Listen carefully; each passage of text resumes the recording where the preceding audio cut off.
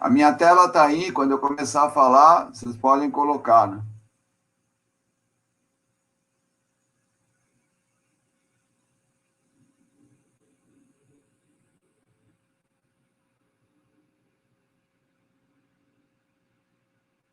Hello, everybody.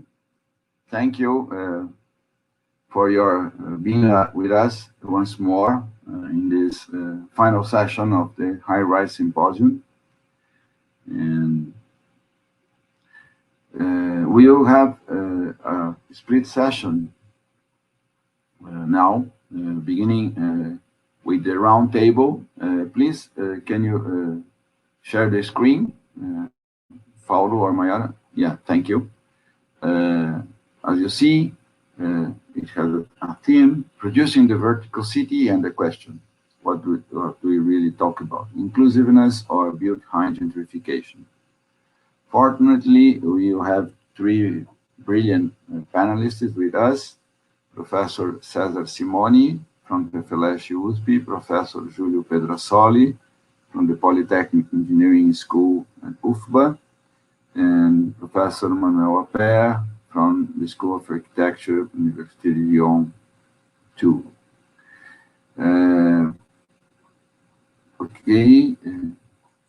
Just very briefly, I just remind you of what we have said another moment. Please, for those who feel like, if you can access this middle platform and contribute to our timeline, you have here the link if you want, or either you can share I cannot share, I'm sorry, you can access by the QR code, right? Well, what are we talking about? I mean, this is a picture of Copan, a very iconic building here in São Paulo. It's not our picture, unfortunately, and the author is identified there. But when we talk about a vertical, equitable, vertical, inclusive city, what is our understanding? Is it a fact? Is it a desired possibility? Is it just a dream? Having that in mind, I would like to introduce to the panelists two associated questions, these two and the other two. To what extent, maybe that in terms of public policies, when we talk about urban regulations for metropolis and for cities, to what extent can we say that municipalities are increasingly dependent on real estate market entrepreneurs? What's your opinion about that? For you, what are the possibilities to question the capacity of vertical living in the context of public policies that seek compactness, density, and capacity, that seeks compactness or the reduction of housing shortages? Can we say that high-rise social housing and urban projects that observe social inclusion are an alternative? And finally, the second question, second couple of questions. Maybe, what's your opinion about it? Maybe are we witnessing new forms of built-in or built-high gentrification, one that's promoted by new building typologies, such as all-inclusive, but not necessarily, and that are sign of a growing exclusion in the so-called neoliberal city? Do we witness it, in your opinion? Is it possible, may we say, or can we say that new sociabilities of vertical living are becoming elements of a particular process of substitution, one that we go from class or social division to lifestyle division based on new forms of living, forms that are representatives of the privatopia of a more individualistic city. For sure, these are very broad and open and in a certain way abstract questions, but I just present them, just trying to stimulate the debate. Okay? Again, thank you very much for being here. And now it's Professor Julio Pedrasoli. Okay, thank you, Manuel. Uh, First of all, I would like to say good afternoon to all my colleagues on this roundtable and the other people watching us on the YouTube channel.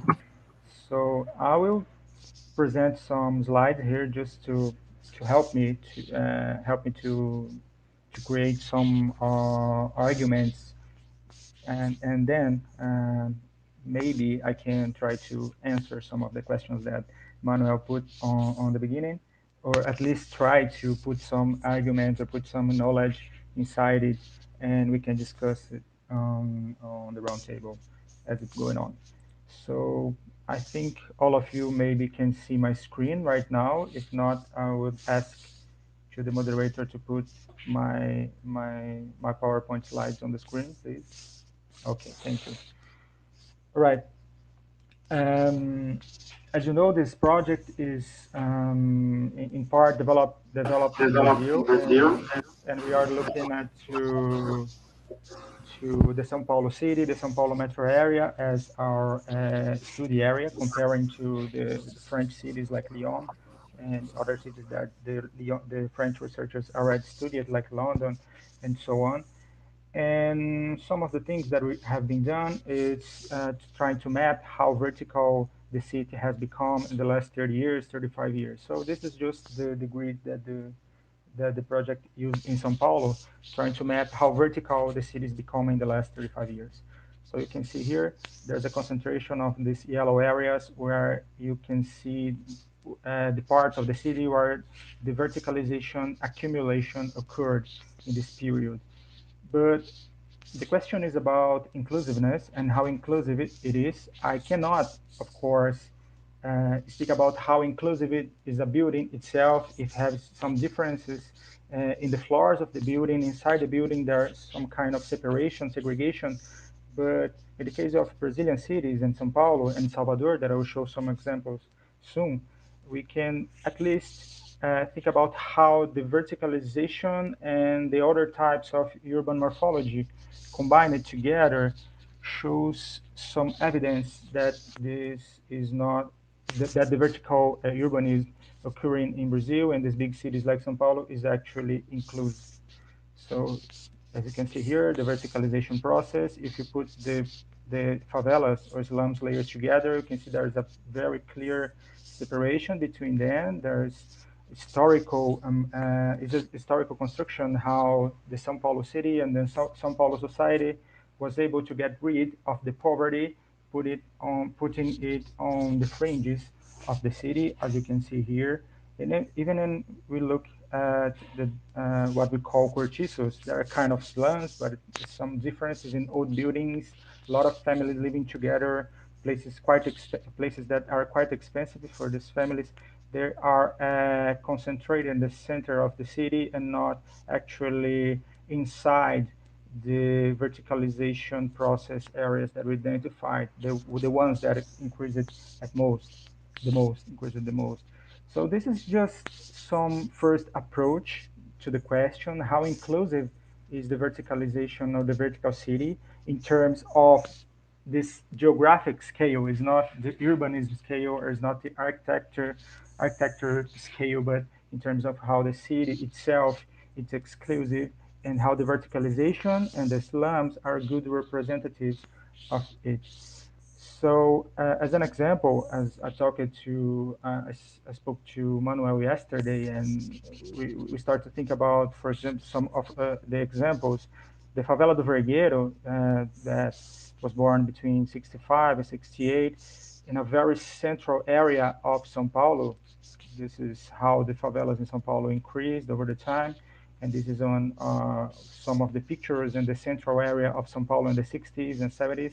And this is the favela do Vergueiro that existed in an area just here in this green square, just as an example. As you can see in the actual area, there is very much verticalized. The verticalization is increasing in this area. And if you take a look at this point, you can see there's a lot of vertical real estate buildings being launched in the last 20, 30 years, just in this area. The favela was removed in the 70s from this area, and now it's a very verticalized area, one of the most verticalized increasing areas, verticalization increasing areas in the city. Just as an example. So the relation between the verticalization and exclusion in the Sao Paulo city, there's some historic patterns and there are some historic facts that you can look and maybe think about how inclusive is this process in the context of the whole city. This is the first question, as Manuel put in the beginning, how inclusive is this? How the market controls it and if it's become more or less inclusive in these processes. And even if you look, for example, these green dots are the actual Airbnb listings in the area. So even in this area, it was a big slum in the center of São Paulo in the 60s. It's very verticalized now. It's a luxury buildings, a lot of them, and it's an area of a lot of speculation. And in even process like Airbnb are increasing and increasing in this area. This data is just from the Airbnb website, from taken from web scraping. So, uh, but I can I can talk a little bit about the countries inside the country, right? This is Salvador. Maybe the people from French know it as Salvador de Bahia, not Salvador, but not just Salvador, but Salvador de Bahia, and it's the city where I live, the city where I work.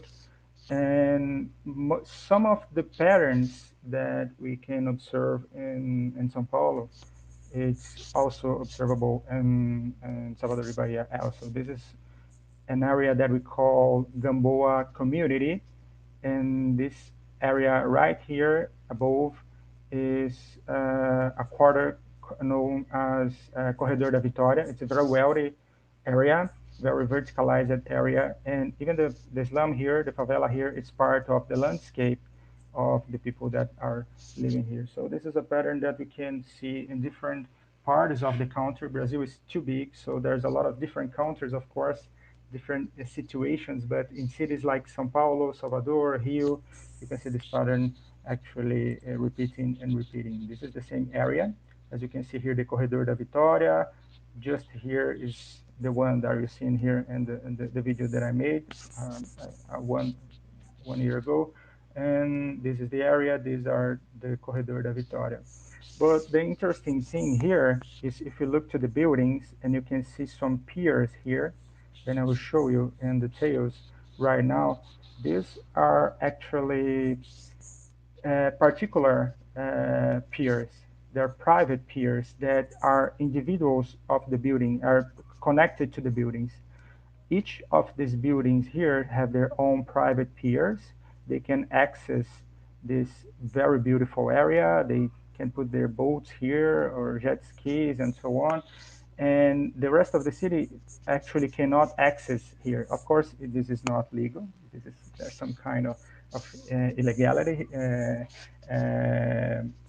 lack of lack of control here, but it's just an example how these very verticalized areas, even in cities like Salvador, and you can see here, this is a laser scanner that I was using uh, some time ago to identify these verticalized areas in the city, but you can see here how they are privatizing this public space here.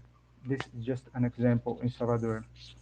And if you go to the other part of the city of Salvador, like here, you can see that this is the what you call Avenida Paralela, Luiz Viana Filho. It's a huge avenue that crosses the whole city and goes to the international airport on the other side. And along this road, you can see lots of and lots of this kind of verticalization happening right now in the last 10 years, actually, and much more, increasing much more right now.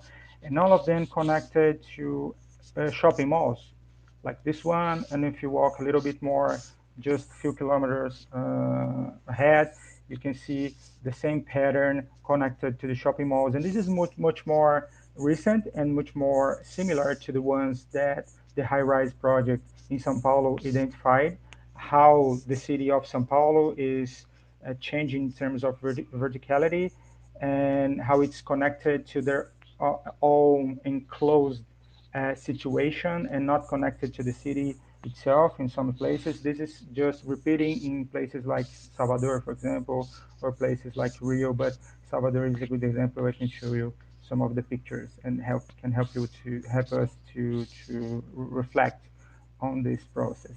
This is another example in Salvador. As you can see, if we talk about high-rise living, Salvador is also a good example. And this sweet spot here, you can see that's very sweet spot. It's not this way anymore. There's a very high building already constructed here. I will show you in a few moments. And this is actually this building that you can see here.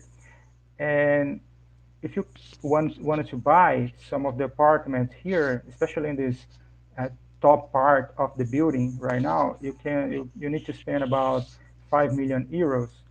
I don't know if it's a lot of money for my European colleagues, but I tried to buy one of this the last year, but I was not able. I don't have this amount of money. Probably the university will give me the money in the future, but not now. So I cannot buy one of these here. And this is violating a lot of regulations here because if you look at this point, this is a very old church, and a Portuguese church from the time that the occupation of Brazil by the Portuguese, and they kind of privatize it. They are now connected to the church, like the new buildings that I showed are connected to the shopping malls. This one is actually, there is actually a private corridor, a passage between the building and the church. They kind of own the church right now. And what, and of course they block the view and a lot of things that are happening here, and nobody actually understand how it was possible to be built here. But what they had to do is just give a small square here as a counterpart, as something to the society. You can build this huge building and sell it for lots of money.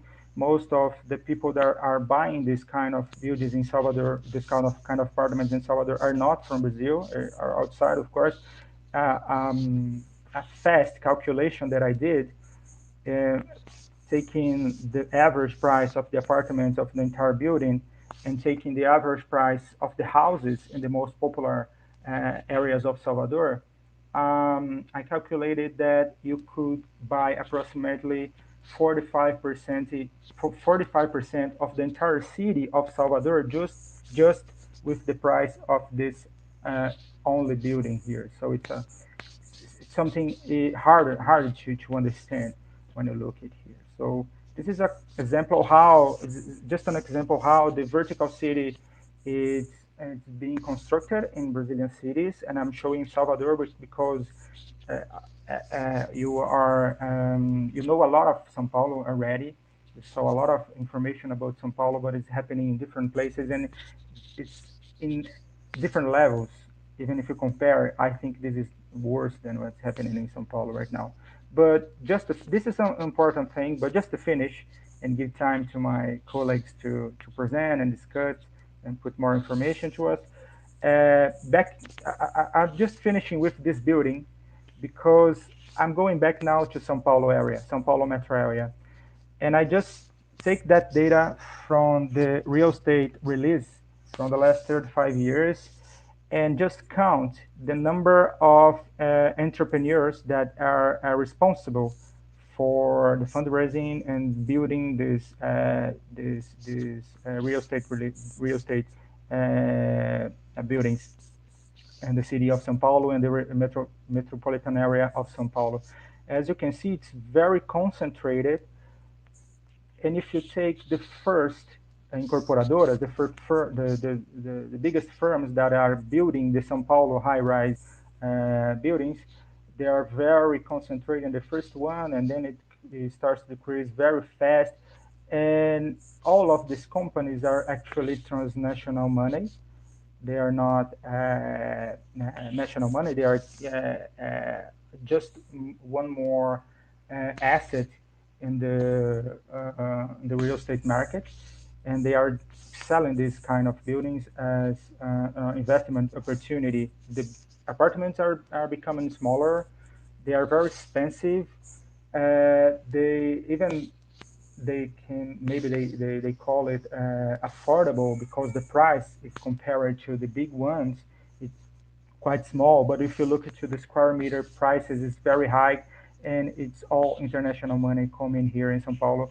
And even in this building in Salvador, this is not a national company that constructed this building, and there's a lot of suspicions about in this building about money laundering, and etc. And so on. So my question is, actually, I'm putting more questions than answers. Look into the Salvador example or the São Paulo example. How inclusive is this kind of vertical urbanism in the Brazilian cities? So I think it's just to start. That's it, Manuel, and I will ask you to close my presentation there. And thank you for the opportunity.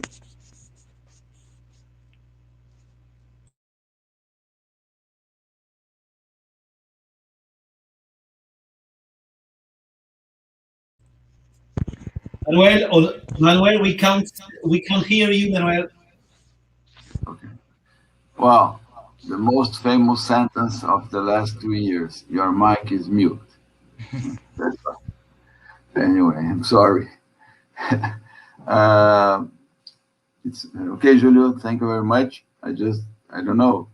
uh, It's if it's a question just to start with, we can start ordering beers and pizzas because we'll be here for a long time. Anyway, but anyway, thank you very much. And then Professor Cesar Simoni, please. So thank you, Manuel. Well, thank you for the invitation to take part in this roundtable. And so it's a great pleasure to be here with Julio, Manuel, you, Manuel Alves, and Manuel, of course. So, and thinking about your questions, Manuel. So I believe that trying to answer maybe the second question, I can bring some elements to think about the relationship between verticalization and public policy from the recent case of part of verticalization process in São Paulo.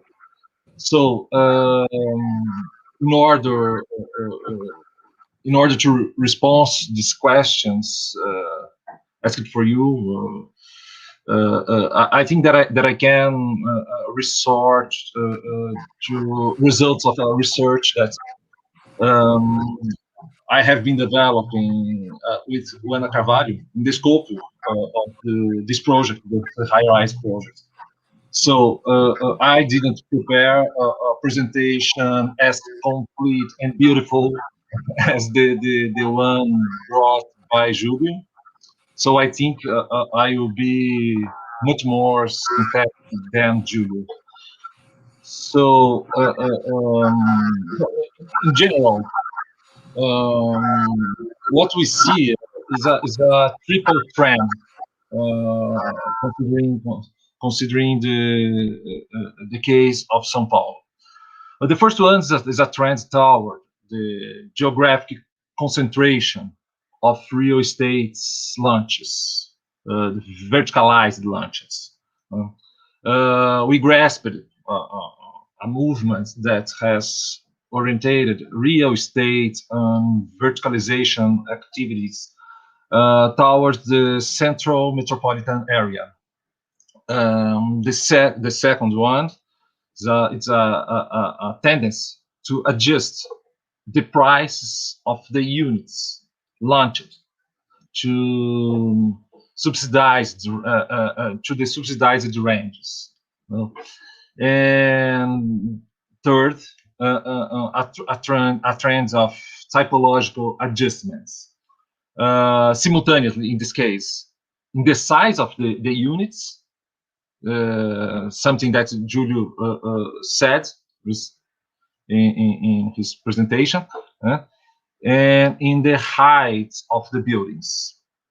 As I said, as I tried to say in the panel that when presented our work, these typological adjustments are closely related to the ways of deal with one, the highest prices of land in more central areas, and second, the need of reduce unit launched prices. In the range which we are looking at, the size adjustments of subsidized property regarding an assessment of the potential for inclusiveness of the subsidized amount itself. These adjustments suggests a confirmation of the launches more for middle-class youth than for families that take part in the housing deficit, for instance. This occurs not only because the greater guarantees that this public offers in the absence of stricter typology criteria, reducing the size of apartments become a way of dealing with the high costs of the land base, while development remains in the subsidized price range. So what we observe, therefore, is that even during the term of the largest housing program in the country, subsidies are drained according to the company's strategies, and are captured, in fact, in a kind of vicious circle of social spatial segregation. We even should ask if this combination between housing programs subsidies and high ground rents that we observe in more centralized areas, as I said, could be linked with gentrification process. I think it's a more general sense of the second question, and so it certainly would be a subject for another research. It's not, in fact, the case of the research that I'm developing in this moment.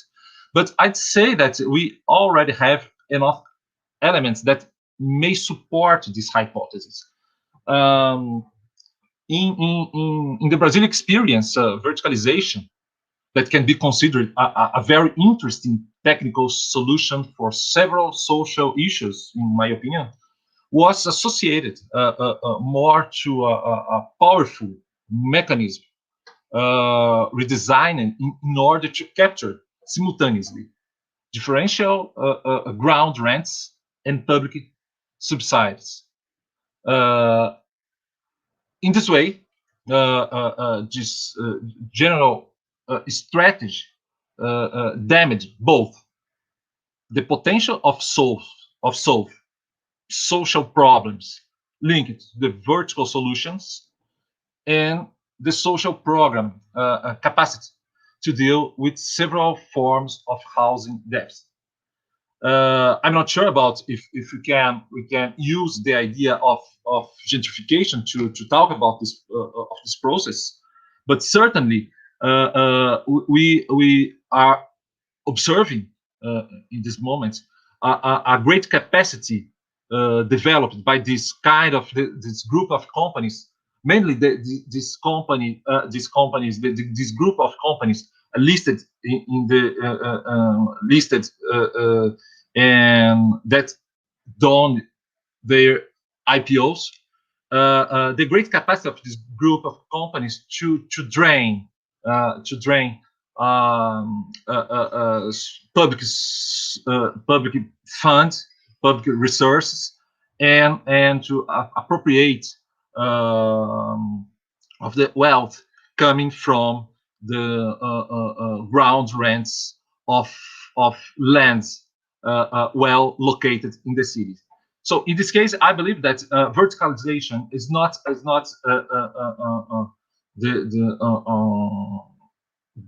the point that a point that can be treated as a isolated point to solve social problems. It has been observed in this social and more general political, economic context, social context, to understand in what the real sense of verticalization at this moment. In my opinion, inclusiveness is not the main target of the process of verticalization that is working at this moment. So it was this that I had my contribution, and I stop here. Thank you, Manoel, again for your invitation, and I reaffirm my great pleasure to be here with my colleagues Manoel and Julio. So thank you. Thank you very much, Cesar. Now let's move. There is a question already, but I'll pose it and place it later. Let's move to Professor Manoel Aper. Manoel, please. Well, good evening to all of you watching on YouTube and watching here in the studio. I don't know how to call it. It's the studio where we are now in different countries at the same time, at different times of the day. So here it's late 6:30 and it's earlier in Brazil. Many thanks for Manoel for organizing this session, this discussion. I hope we enter a kind of discussion after our three presentations. As like Cesar, I haven't prepared any slides to show anything special. I already presented in the panels earlier on, and I would like to answer, of course, Manoel, the question you asked us, the three of us, and also I would also like to reflect on Julio's presentation on several points that I was sure that by presenting some visual information, it will bring the focus on some points that I think are quite important. First thing, I think that what Julio showed is how a Scala approach with several scales of analysis are very important. And what is interesting as well is that by showing this Scala approach, we can focus at different scales on one of the main problems and point of contention and etc. is the location where the high-rise meets the favela, meets the low-rise area, the other kind of populated areas, and where the frontier is placed, because the map suggests, and then you want to know what's locally on this point close to this specific favela, where this high-rise is big next to it, what is happening there. And this is quite important in our approach also to our work, is that focusing on the discontinuities. And this is quite important because the discontinuities are obviously morphological. They are also social or non-material, quite representative. Maybe a taxi driver won't bring you to this place because it's too dangerous, and it's part of representations.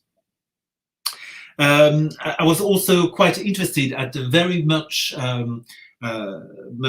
closer approach of the case of Salvador de Bahia, where you had these piers linked to the luxury high-rises, and I think it points to to two things. I would say is the importance of the technical devices, because sometimes I'm telling myself that sometimes we should more focus on the social question, because people can negotiate the places, etc., etc. But at the beginning of interrogating a city in terms of inclusiveness is how technical devices are operating, are developed, and how they are operating. And in this case, it was very interesting. And in this case, it is also associated with illegality. You have some kinds of guidelines, but and also some legal binding regulations, but you also have illegality and non-enforcement of the law at some points because, I don't know, of corruption or anything else. And what was the most interesting and the most important, I think, in Julio's presentation, and I didn't realize before this presentation, I don't know why, is how in the case of Brazil, we have a cumulative kind of segregation and separation and fragmentation, I would say, much more. And the case of the shopping, the high-rise developments associated with the shopping malls. And when you look at the aerial photographs, you see that these developments are associated with motorways or highways interchanges. They are located because of the program. The program is a mall, so it is close to a highway with a highway interchange. So we are in what we call in French peri-urban kind of urbanism. Peri-urban is like all the suburban kind of urbanism with all the low density, low rise developments associated with automobile accessibility. And we all know that this kind of pattern of urban pattern of development in the suburban areas is associated with separation, fragmentation, because of the difficulties of communicating. Because without automobile, without high-speed journeys, you cannot move to one place to another because you have a lot of barriers. Because highways and infrastructures are representing barriers in the local environment. You cannot cross the highways. You cannot. Sometimes you have tunnels to go underneath that, and you are completely dependent on the highway and the automobile. So this kind of urbanism is highly separating people, highly discouraging people meeting in places, pedestrians, etc. So this is a kind of urbanism that is not constructing some kind of it's difficult to have an inclusive city in this kind of context, the American kind of peri-urban context. And in this context, contrary to Europe and contrary to the United States, you also have the high-rise as the architectural form for the housing part of developments. And the high-rise is, par essence, or essentially, much more separating and fragmenting, because you only have one or two entrances. It's off the ground in some way, because you only have eventually one or two shops or premises at the ground floor. You have one or two entrances, and you have the lifts that goes up the high rise and goes up to the apartment place. So you have this cumulative kind of fragmentation at different scales, at the neighborhood or even city scale. And you also have this fragmentation at the local scale. And this is not something that you can see in Europe or you can see in the United States. Because in suburban areas in the United States, you don't have this kind of high rises. And in Europe, it's also the same. And even in Britain, which is the most advanced case of re-verticalization, nothing is proposed in this kind of areas. And I was proposing to work on some suburban areas in London, and I hope I can go in that direction. All the developments are in the city centers of towns and even small towns and close to railway stations. So it's absolutely not the same configuration. And lastly, also because of this presentation, I also it also reminded me that, and it's also answering one of the questions on the dependence on developers and dependence for building housing and also building offices and industrial areas, and how we get dependent on developers. We have experience for a long time. I'm sure it's the same in Brazil, it's the same in Europe.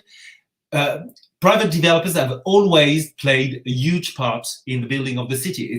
It's totally true. The private money always flowed to build the city, but it happens in different ways that we see it now. And now we have entered some kind of institutionalized kind of public-private kind of fabric of the city. It's institutionalized. In the example of Salvador de Bahia, where Julio showed how developers managed to get several floors up in the air, and against a new public plaza for the community on the ground. And this kind of negotiated planning has been institutionalized from the 1990s approximately. I see in Europe we have two very strong cases of negotiated planning with planning contribution, planning gains. It's Italy and it's the UK. And the question of the planning gains or the contribution, or now it's even the compensation.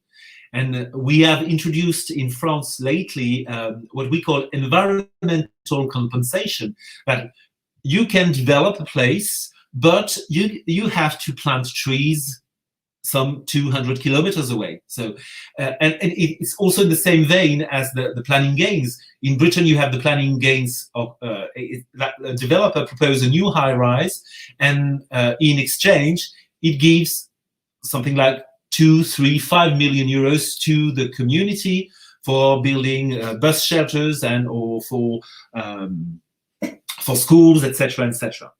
And this is something that has been institutionalized, and this is all.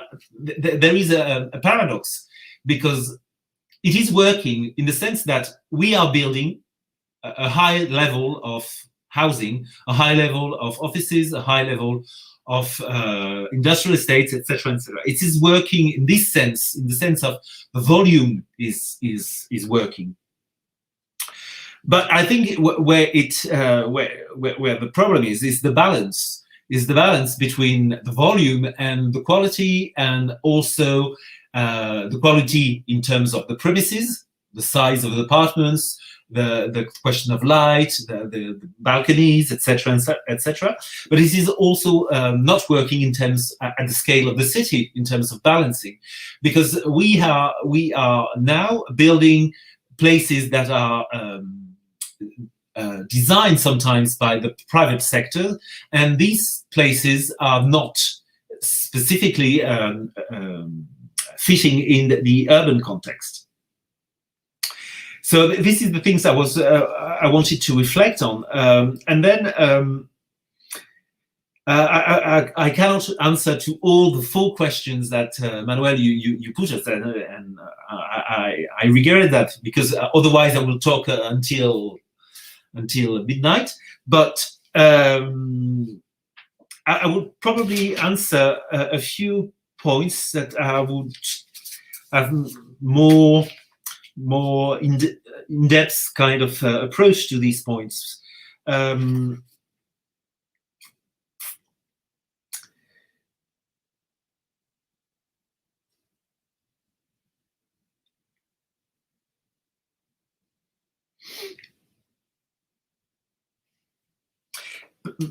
probably peut-être going back first, maybe I want to go back to one point which is not related to any questions, Manoel, sorry, but it's the question of vertical urbanism or vertical urbanization, because it is something that it was Julio Arroyo that mentioned in one of his presentations, and I thought it was a very interesting point, and this was also remembering me of the work of Geoffrey that presented some work, and how verticalization, I think we should understand it really much in the full dimension of verticalization, because we've started with a very morphological kind of approach, but just at the beginning of the project, because you are architects and we are geographers, and geographers probably much more interested in urban form than in sociological kind of approach to urban space. And this verticalization is actually a geometric and a geometric transformation of the city, a phenomenon that is geometric, but it is also something which is much more socio-cultural in some way. It is getting off the ground, so getting some height, so elevating from the ground level, the ground space, and all the representation and all the activities, the noise, the smells, etc., etc. So this is the kind of and to go up there, you have to negotiate some devices like the lift. You have to negotiate where you park your car and different kind of and sometimes in these places. And this is why it's interesting to have several dimensions. These places, they have full of activities. You have the pool, you have pools in the places you live, probably, and you have concierge, you have different kind of things and it widened already to the question of lifestyles and the question of how you live in a geometric vertical space. But this geometrical space up in the air is completely associated with the lifestyles, the amenities. When you look at the estates built in France in the 1960s, the social housing, the geometry was the most important thing, because the geometry was the only thing that separate from the rest, because there were no pool, no concierge, not everything, no shops. Sometimes you have the ground floor with grass, and you have the people living in the air. It was a very monofunctional kind of way. Now we are not in the monofunctional kind of approach. We are in a very plurifunctional, pluridimensional phenomenon.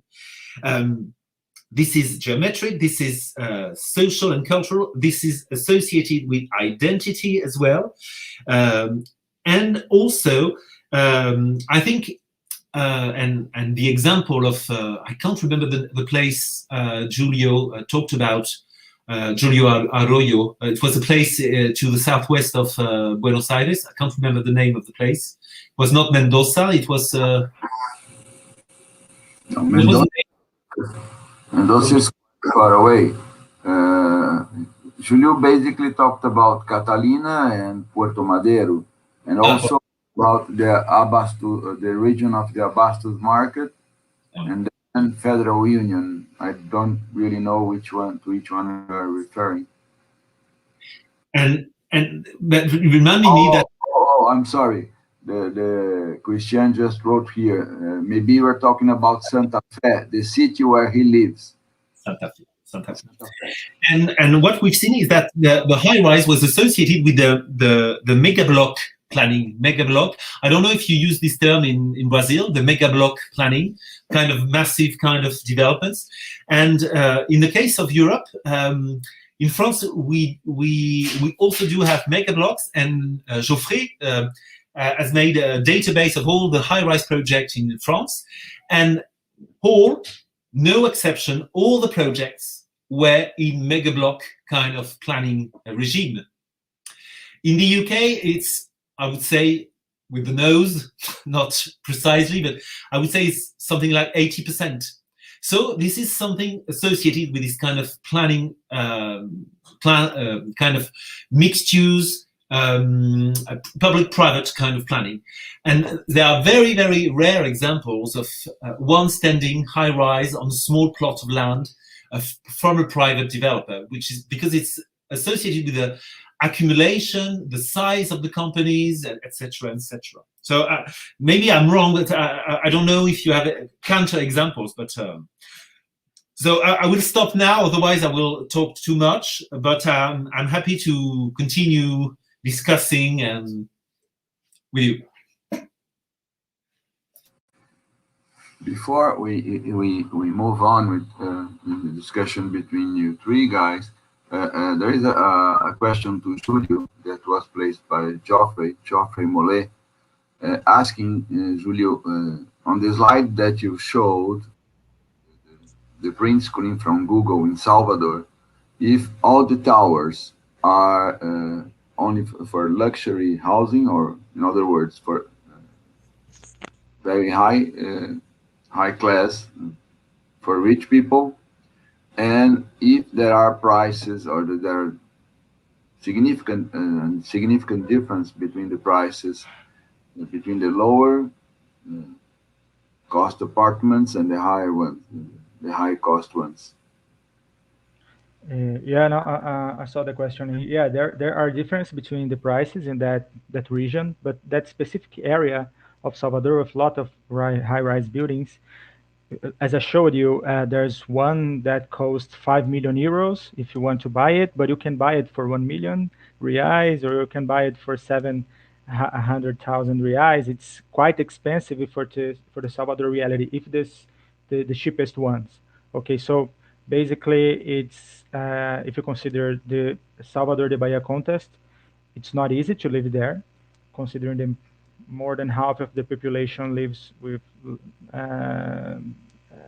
maybe 1 or 2 minimum wage per month. So it's a very wealthy area comparing to the city. It's not cheap, but of course you can buy an apartment for about, I don't know, 100,000 euros, or 8 million or 5 million euros in the same spot. But it's just for people that living there are from upper middle class, actually, mostly.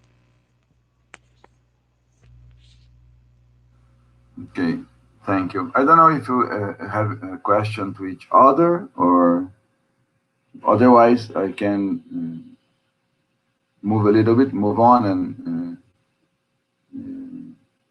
formulate another question. I mean, I don't know if you have questions to each other, if you want to comment the talk of one of your colleagues. Well, okay, not okay. Manoel, please. Yeah, I had a question for. I don't know, for the three of you. Maybe more Cesar knows, but I don't know. I was also considering the phenomenon of niche market kind of high rises, and how they can contribute to exclusiveness and separation. And I was wondering if you have this kind of retiree high rise for retiree, high rise for students, high rise for short-term business boy working in the CBD, and because these we have these kind of things in Europe, and this is absolutely linked to financialization, because it's all investment money and developers that they want this kind for the students, because they know the product and they know how to invest in that, and the market is kind of professionalizing on, you have a specific developer or specific architect that build high-rise student housing, etc. So what's the situation in Brazil, and how can this also participate in separating and fragmenting? Well, Manoel, thank you for the question. So I think that it's the way to think about a possible response for this question is consider that the way of maybe the way of financialization process in the real estate market in Brazil, that is tend to be a little different if we consider that the model, the North American model of financialization process of real estate market. So in our case in Brazil, we have I believe that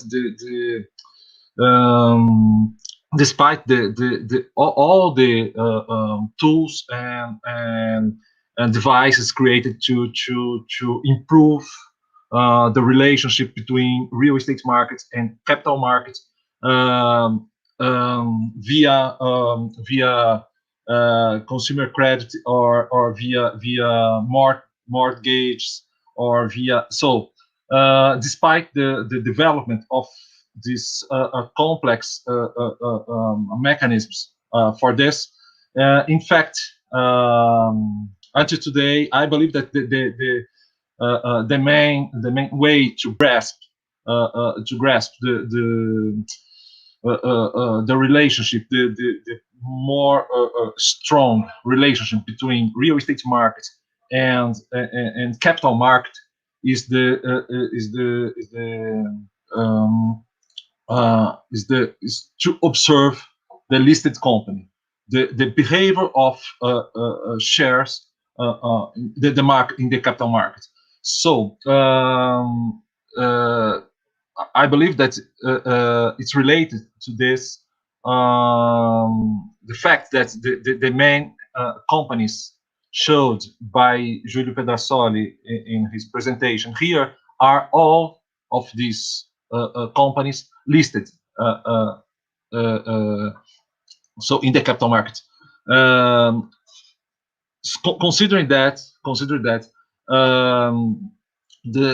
in fact the consumer markets of real estate products is not so it's very dependent from this situation of the capacity of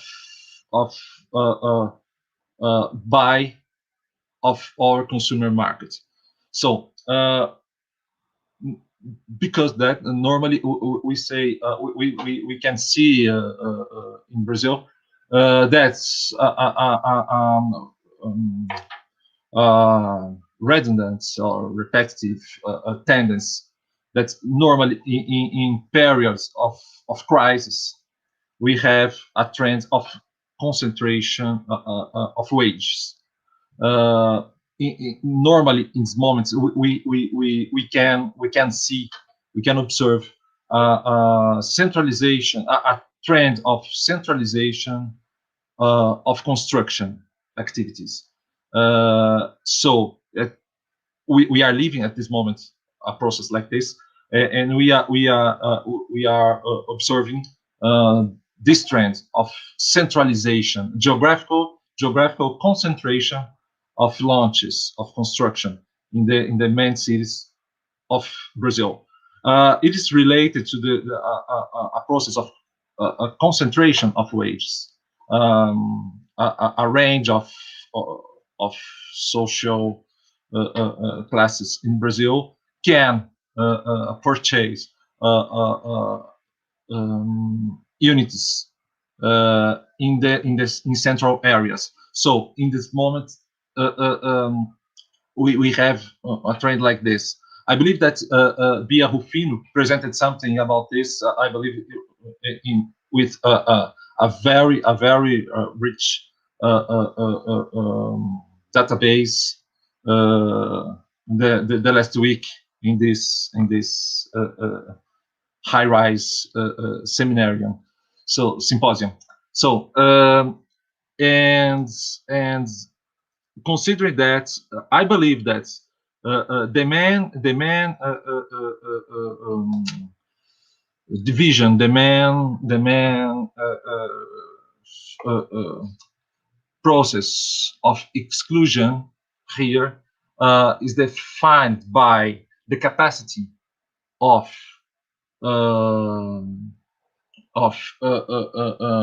social programs or housing programs to work in order to provide poor people or determinate range of population with housing. So The what we are saying in our work, me and Juana, is that today a very powerful convergence between uh, real estate markets and capital markets are using locational strategies and typological strategies to capture uh, uh, public funds coming from subsidized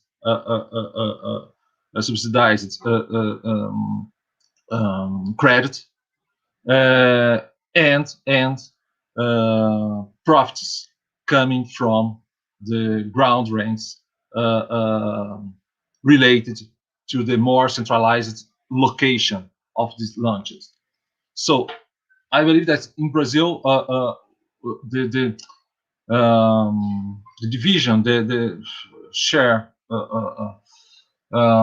the way of the market is shared in the Europe or United States with students or retreated or middle class, or so we have no several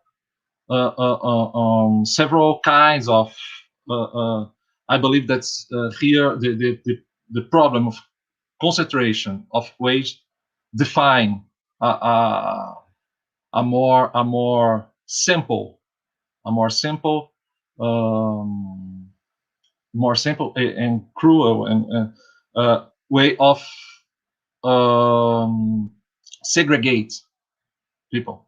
So I don't know if I was clear. So, but I believe that it's the general sense that I think that real estate market works in Brazil. So thank you for your question. Julio, do you want to comment or may I comment something? Nope, go ahead. Well, just to reinforce Cesar's argument, Manuel, uh, uh, we have the new urban plan, I mean, São Paulo's master plan, 2014, it's now in review. In its origin, and basically, it aims at a more democratic, a more equitable city. And it uses some urban regulations, some instruments to propose this, right? However, what we see, as Cesar was mentioning, is in fact, even according to the law, the real estate market found its loopholes, find holes, find ways to promote not a more democratic urban space, but even, according to the law, a more segregated one, a more exclusivist one. So what we see when you look at what Cesar was mentioning, the two main issues, there is a major change in the typology, real, and also there is a concentration of these investments that are, as the last chart showed by Julio, they are completely transnational capital. We are talking about the financialization in the building construction here in São Paulo. In terms of location, these are situated, they are located in areas, for instance, in what we call urban structuring axes, areas that are urban axes that are well provided with public transportation and so on and so forth. But what we really see is a major change in the typology of the building, of the apartments, of the housing units, in a way that the housing areas are much smaller. They are reduced. what you see now are, for instance, a lot of new launches or new buildings under construction with 25, 28, 22 square meters. And they are rotulated, they are labeled as lofts, they are labeled as it's a co-housing building, but not in the sense of Britain, not in the sense of the collective housing organization in the UK. No, it's just a way, it's a style, a niche market, because the cost of these apartments is extremely high, the cost per square meter.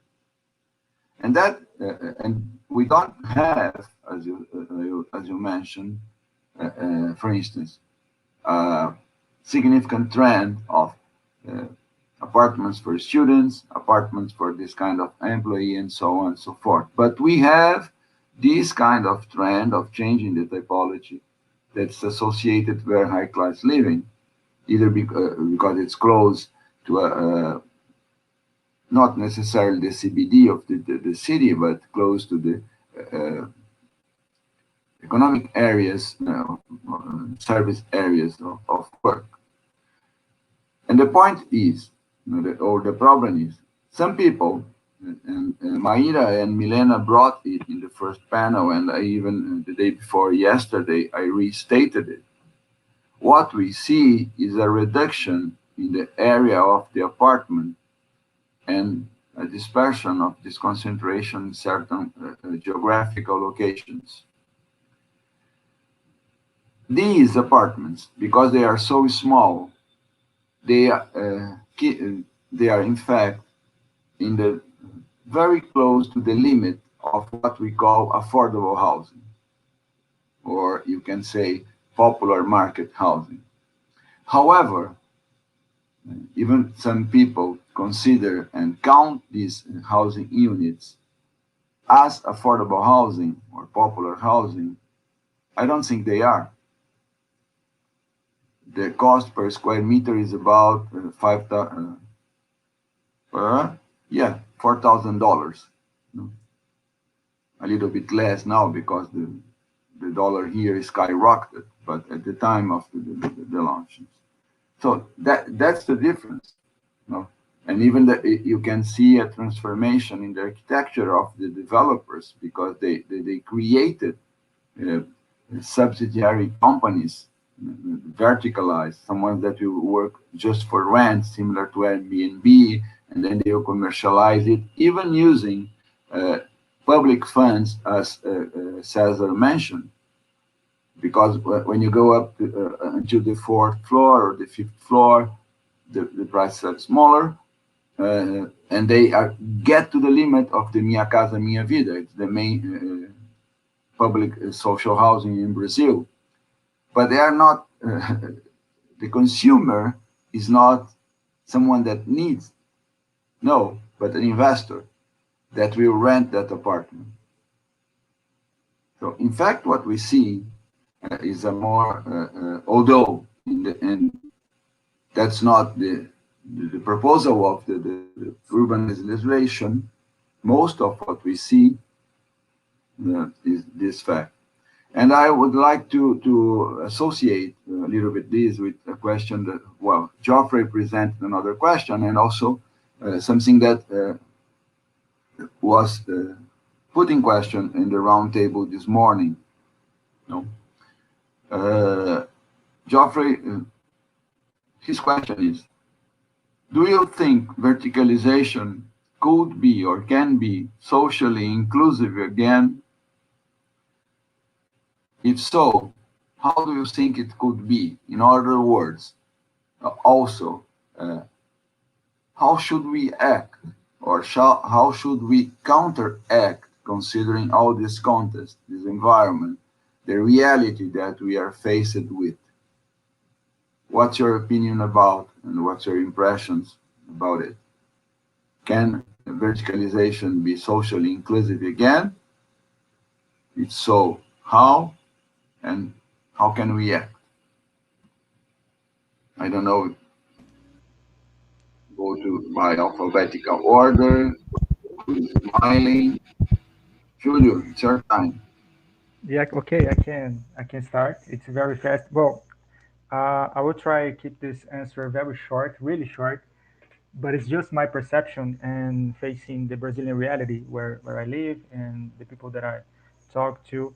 I don't think in this context right now this is possible to make the verticalization social inclusivity again, not until we solve the Brazilian land issue, the urban land issue. Who owns the land? Who is profiting from the land? And this is the major thing. Who gonna what kind of change can we make if the house is not a right anymore? It's just a product. So make it socially inclusive in this context. I don't think it's really possible right now, and I don't think we have to look at the structural change that we need. And maybe we can think about it a little bit later, but we have other problems to look at it. And for me, the land issue in Brazil, even the agrarian land issue in Brazil, not the urban issue in Brazil, is something that we have to solve very quickly if we want to change something in our reality. And this is my short answer. I don't know if it.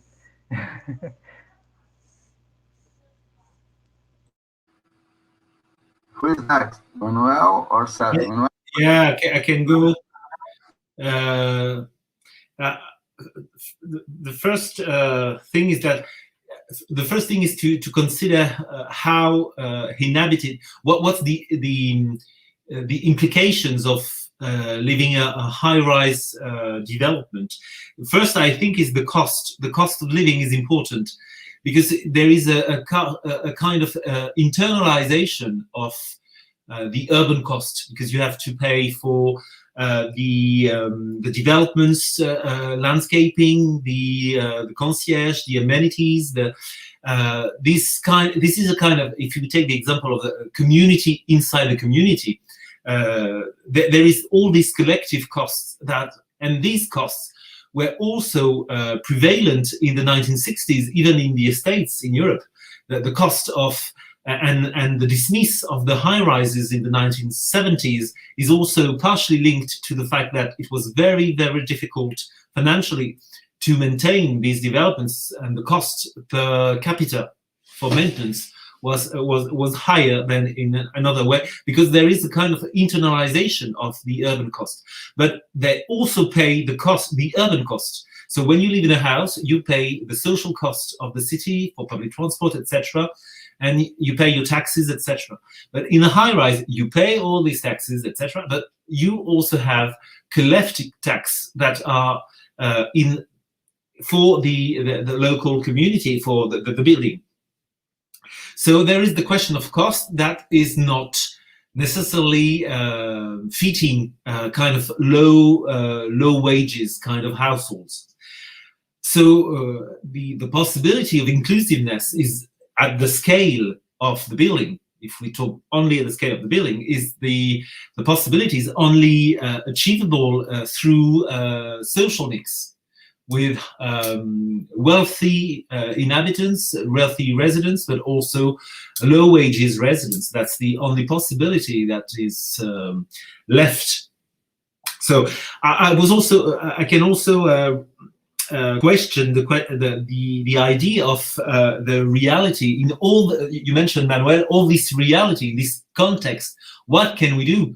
And we can also argue that at the wider scale, is it absolutely, are there any alternative to urban concentration in huge metropolises? And this is obviously a question that the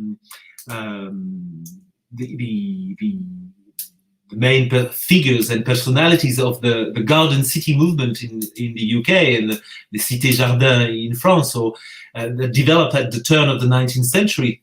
And we can stop building, widening and enlarging cities, and we can build some satellite towns and construct another way of life in relations to the environment, not only the built environment but also nature around, and the idea of broadacre city as well at Franklin Wright. So another kind of another modality of occupying the territories at the scale of the territory.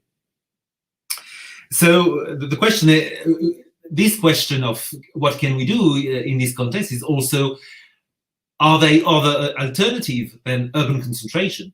That's the most wide scale kind of, and the lower scale at the scale of the building is that who's paying the cost, what's the cost of maintenance, and from there, who can live in it, and what's the kind of social mix we can make.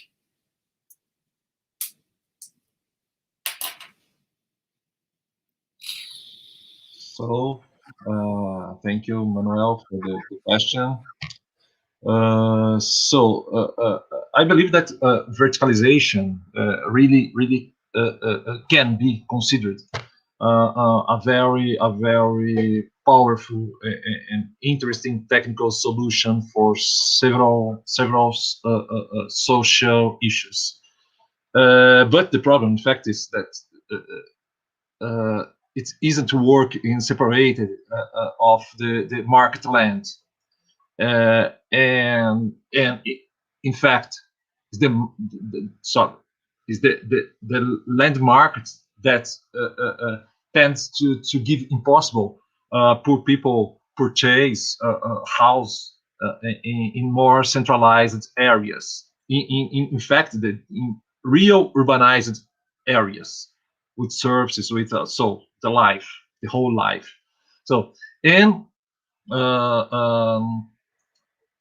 also it tends to give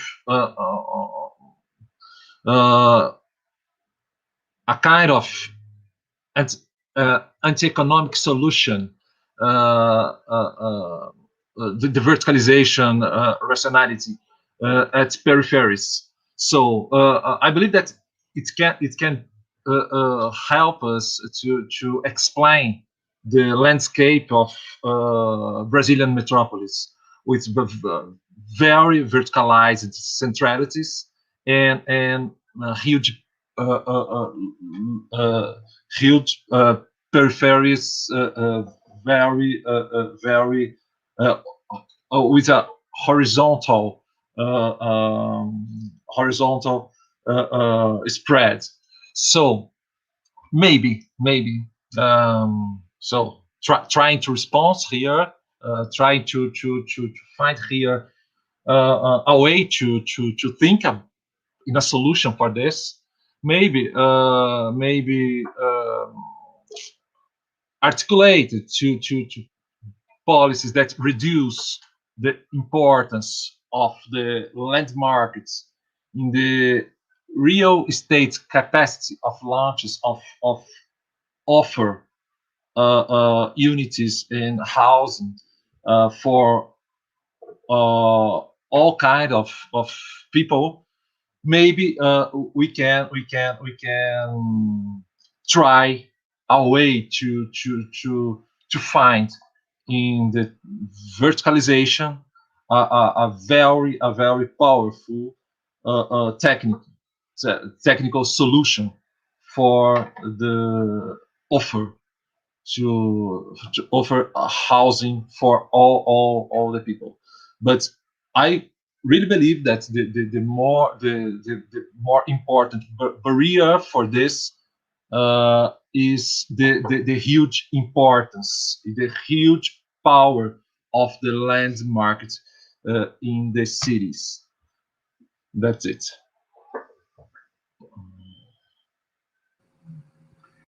Okay.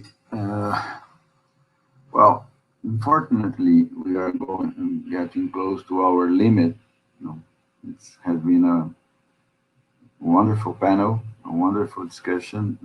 I know I'm pretty aware that the questions that we presented to you, they demand much more time to debate. The idea was to pose them and to introduce and leave it open as an object of reflection because there is not only one answer, I believe.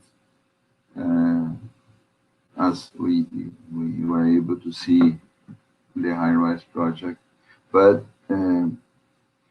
what I would like to do is to open for you, if you have any question for each other, or then for your final remarks to the conclusion of the debate, and leave it open to you for any observation, comments, and considerations that, independently of the questions that were asked, any other comment and any other observation or remark that you would like to make in this final moment of our debate. And I would suggest that maybe we can follow the same order as in the beginning, if you agree, or if someone of you has any. If not, then Julio, please. Okay, let's follow the order. And well, to finish, first of all, I want to thank you all of you again. And a personal statement from myself is that, well, I taking part of some parts of the process of the Highrise project. I have had the opportunity to talk with the very special researchers from France, like Manoel here, and the Brazilian Manoel also during the whole process. And it was a very special time to me because I'm learning much more than I can give to all of you. I'm just trying to associate my research, like remote sensing, and how it could help all the things that you are trying to understand, to explain, and to propose changes in the urban landscape. So I don't know if I can talk more about the vertical urbanism itself. I just want to thank you, all of you, and I really want to thank you for the opportunity to learn from you. And trying to understand the problem a little bit more, and hopefully we're going to have more chances to discuss and to work together in the near future. And that's it. Just to thank you, all of you, for the opportunity to discuss with me and to give me your knowledge a little bit. Okay. Thank you, Professor Julio. Professor Cesar, please. So no, I want just to reinforce my acknowledgements, the pleasure that it was to be here with you and Manuel and Julio. And so and I believe that we had here some very important points to think about the future of our cities. I believe that it is it's impossible to no consider that housing and the solutions for the problem of the housing deficits. It's maybe is one of the main problems that we have to face today.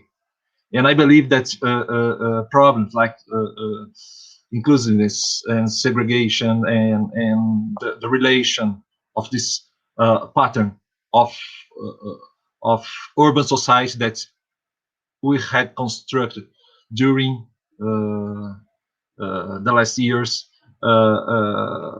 We have to think about this and critically think about this. And I believe that consider the problem of land markets and the problem of the way that the um, uh, housing the housing problem is thought today is in fact the maybe under one of the main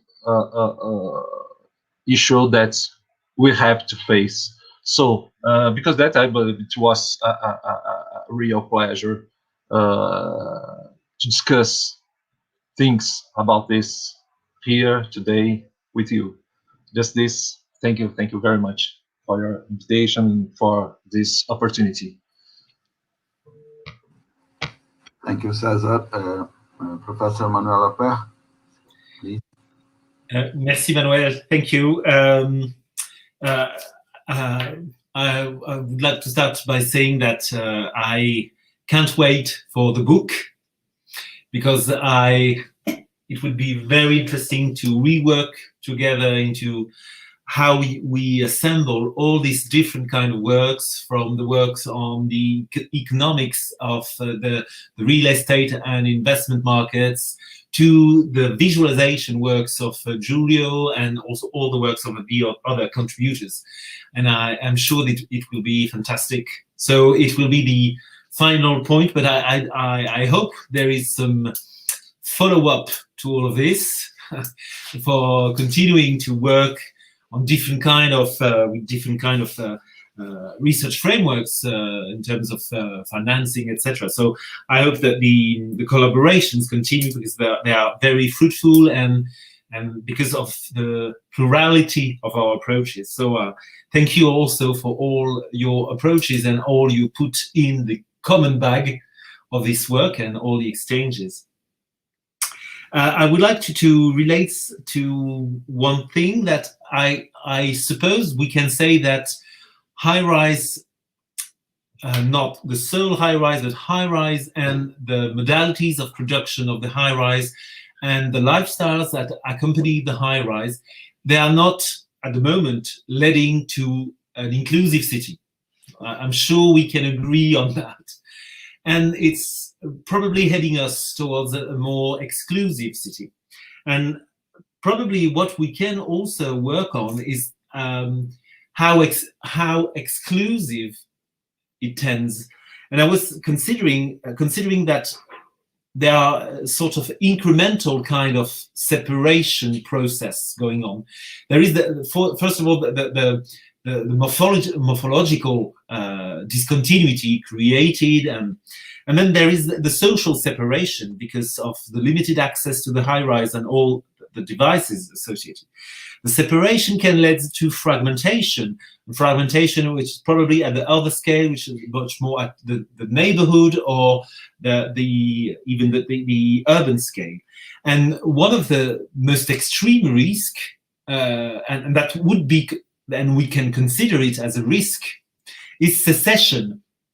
How you can have a secession in political terms.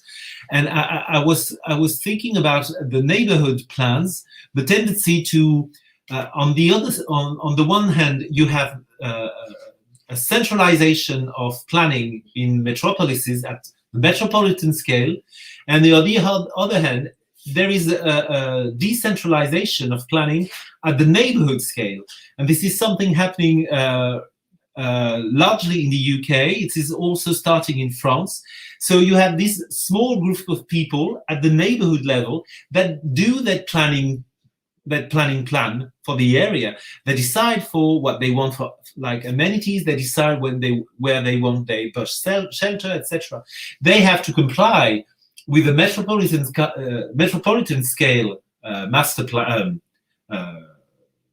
long-term plan, but they can variate locally with what they want.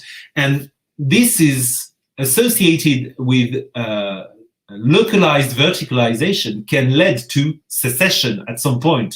This is a risk, and the most extreme kind of and with all the rest, with unrest, social unrest, riotings, etc., etc. There is a lot of the reduction in the contribution, financial and fiscal contribution to the common good, also because when you do your neighborhood plan, you reduce the amount of money you give to the community, and you keep your money in the local area for your local enhancement and etc. So this is jointly thought with the urban form as the high rise, jointly formed with the concentration of wealthy or niche kind of people, or the old people, or the retiree, or only the rich, etc. So maybe considering all these aspects, there is a sort of a gradation or progression in terms of exclusiveness. There is different levels of exclusiveness. I'm done. Okay. Thank you very much, Professor Per, Professor Pedrazzoli, Professor Simoni. My name is Professor Christian Montés. We thank you very much. And fortunately, I'm in this awful position that I have to interrupt all the discussion and the debate because of our schedule and time. And really, I'd love to be here for much more time. But unfortunately, we don't have the time. So again, thank you very much for all your contributions. They were, they present to us the complexity of the issues that must be addressed when we deal with vertical urbanism, not only with high rises, in terms of looking for and trying to develop a more equitable, a more democratic, a more inclusive city. That I would say that's the goal of all of us. But being aware of the challenges and other issues that must be dealt with in order to not to be a Pollyanna. We cannot be a Pollyanna. That would be the worst role of all. I thank you all again. And now I will invite Professor Claire Perret. She's the one in charge and developed the website, Highrise website, and she will be presenting the website for us together with Sara Rolindo and Ricardo Santiago, two other academics. Thank you very much, Professor Perret. Thank you for being with us. It's your time. Thank you.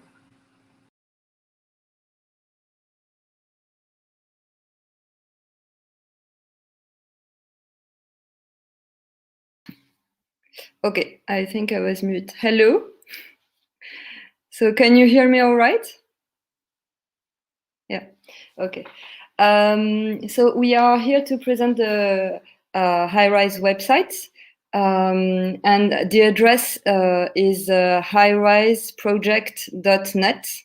And the website is now running, but we are still working and uploading contents. So I am Claire Perret, and I work here in Lyon at Environnement Ville Société Laboratory in the University Lyon 2. And just to introduce myself, I've been studying art and then social anthropology. And since then, I have been working on projects combining the fields of art and social sciences, and I have been working on several projects on the web. So for the Highrise project, I designed the websites, and also I coordinated the editorial committee for the French part of the project. So I will present the structure of the website and its functionalities, also talking a little bit about the contents, and then Sara Rolindo and Ricardo Santiago will present the Brazilian content. It's been teamwork across Brazil and France with Lucas Barbosa, the web developer. So and also we had many discussions with Manuel Aper, with Christian Montés, and with Manoel Alves, which I would like to thank for proposing to present the website. So when at the beginning of the work, the main issues were to find a way to give access to the Highrise project with contents that would be adapted for the web. And also a website organization that would allow the visitor to find quickly his path inside the website, on the website. So as you know, the project is a huge project, starting on the analysis of the increasing of high-rise residential buildings at different scales and in different countries. So this was investigated in many topics, urban studies, geography, architecture, urban, social sciences. So the working methodologies have been different, and this results in a wide range of formats. So visual graphics and photographs and of course text. And also different scales of study involved different methodologies of work.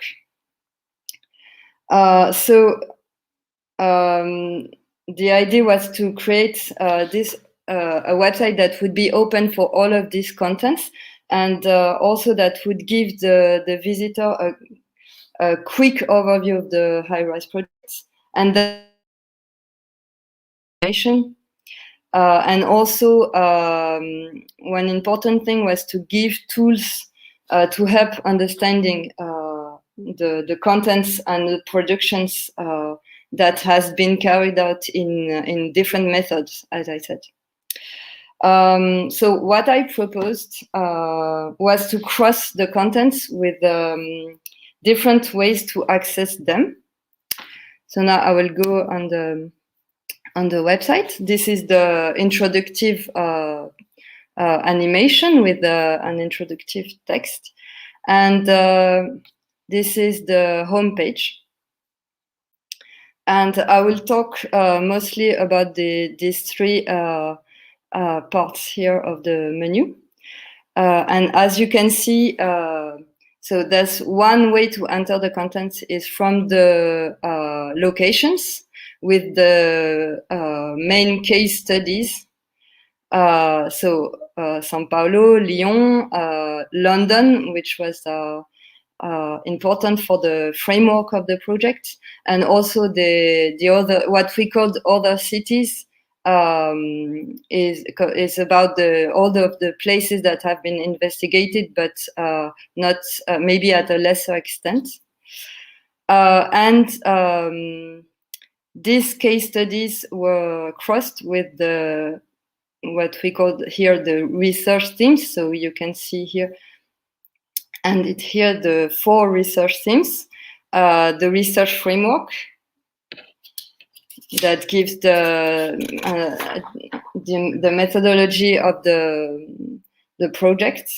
And yes, just before talking about the research themes, these 4 items here, these 4 research themes are they correspond to the 4 main working tasks that had been defined at the beginning of the project, and also to the main chapters of the book that is to be printed.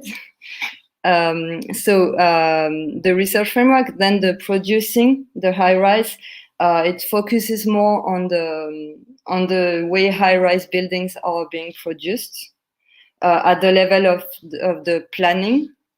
Then living the high-rise wonders about the specificity of living high. And this thematic has been an occasion to get in touch with the high-rise inhabitants using different methodologies, but including ethnographies, and eventually narrating the high-rise, which is more about the imaginaries on high-rise living, and in particular in the discourses of the planners, but also the inhabitants.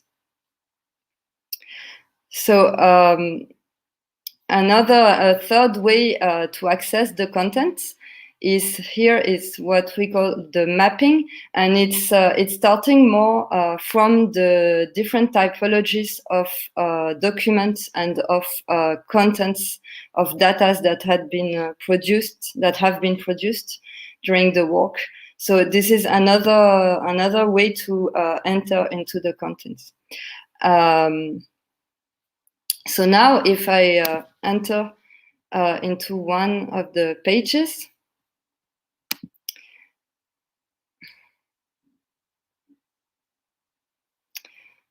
so here I am in research themes, producing the Highrise. The banner menu is still here.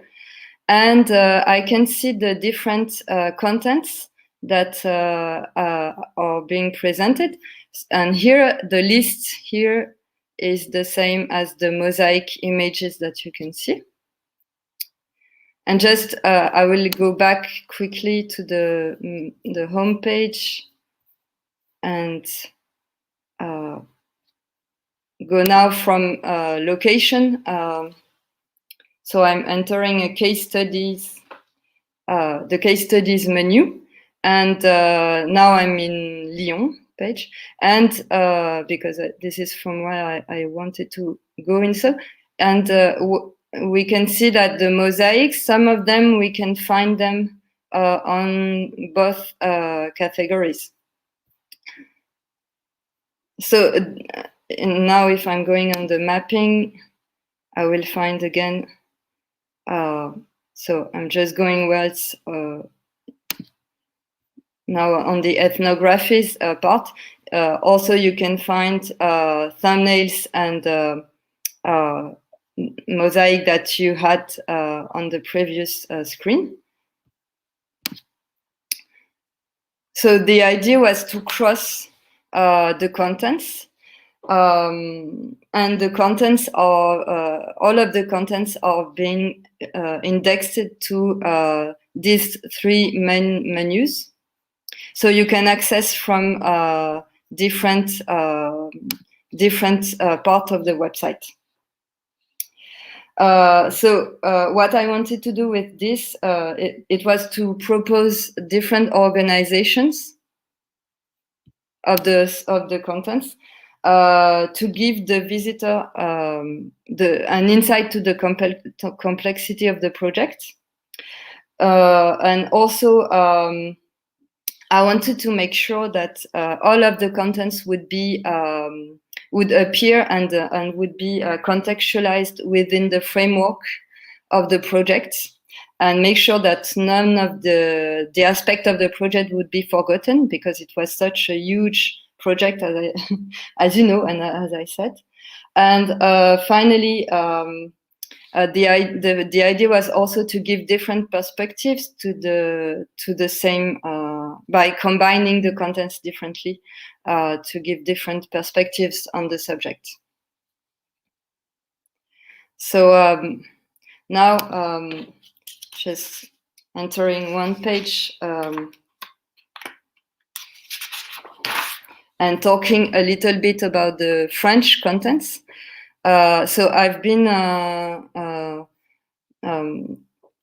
talking a lot with the French contributors and imagining together what could be the proposition for an adaptation of their work to the web context.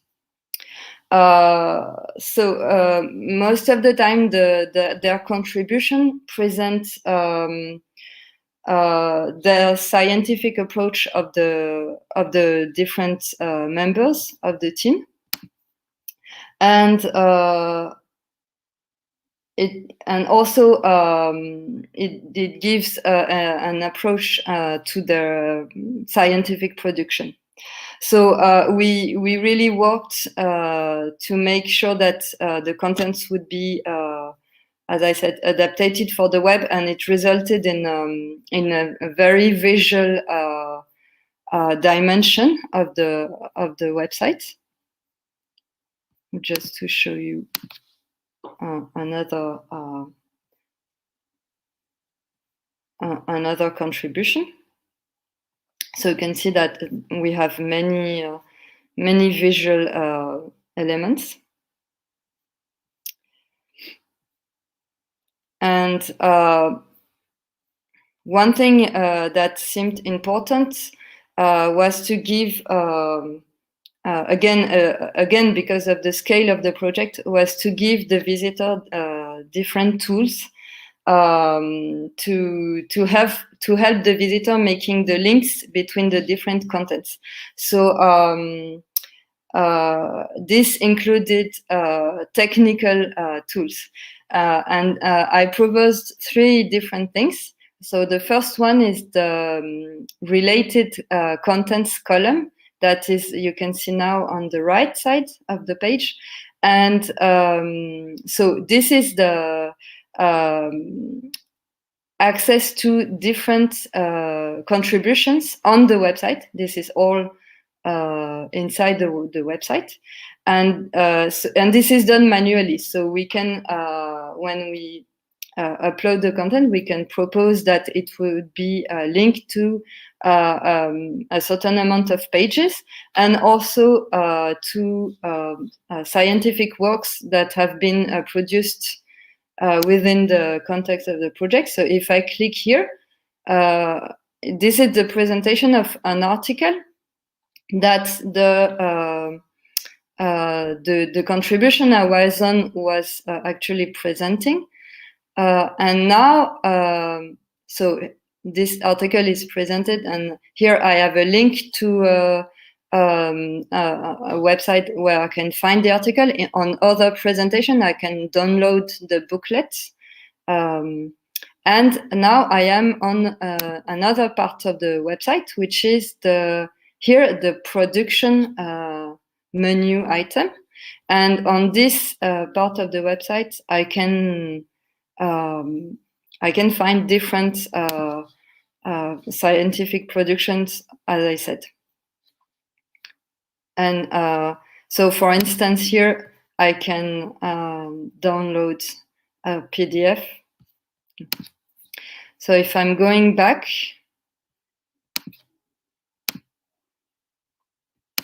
trying to get back to the contribution.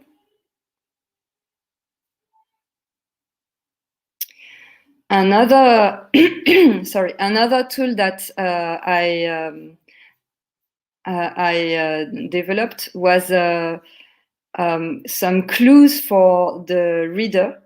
It's a very technical elements that help to understand certain elements of the methodology. So, for instance, here you can see that some words are being highlighted, and if I click on this word, I have a small definition that explains this notion, and I can also click on this link logo, and now I am entering a new page which presents also this definition, and all of this what we call the toolbox. All of these definitions have their they find their origin into the scientific production of the project. So here, by opening this link, I am now in the resource part of the website. And in this part, I am in the toolbox, and I can see here the list of all the definitions that have been created so far. So this is really a kind of a technical tool to contextualize and to help with the methodology when reading. Another tool that we started to work on, but which is not yet being developed, is what we call the topics, and it's here on the menu. And because what I just presented is more, as I said, is more specifically focusing on some notions. And we also thought in the discussions we had with Manoel and Christian that more general, more transversal concepts would be needed to understand what was the position of the directors of the project. So this is what we call the topics, and it will be a list of different, of 20 actually transversal concepts. And I will just give some examples by reading the beginning of the list. So there will be vertical urbanism, urban morphology or typology, architecture and urban geography, urban practices, urban lifestyles, and so forth. So just to give you an idea of what will be presented on this item of the menu. So for each of the topics, a short text will present this notion.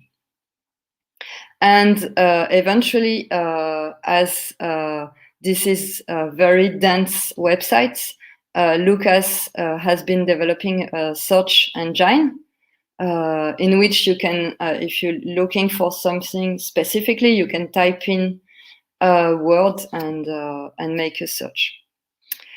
So just to finish briefly, I will not talk about the Symposium menu because I guess you went through it. The project page presents the different aspects. It's more on an official part of the website, and it also presents the team and also proposes to get in touch. So I think I will stop here, and I will let Sarah and Ricardo present. Thank you.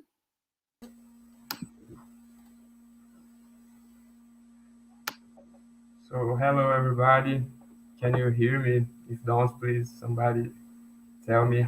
I am Ricardo. I work with the Brazilian team of the Highrise project. I am graduating in architecture and urbanism, just like Sarah, who is talking also. And I wanted to show you a bit about, a little bit about the Brazilian production. So for instance, if you come here on case studies, just like Claire told us, it's divided by cities. And if you come to São Paulo,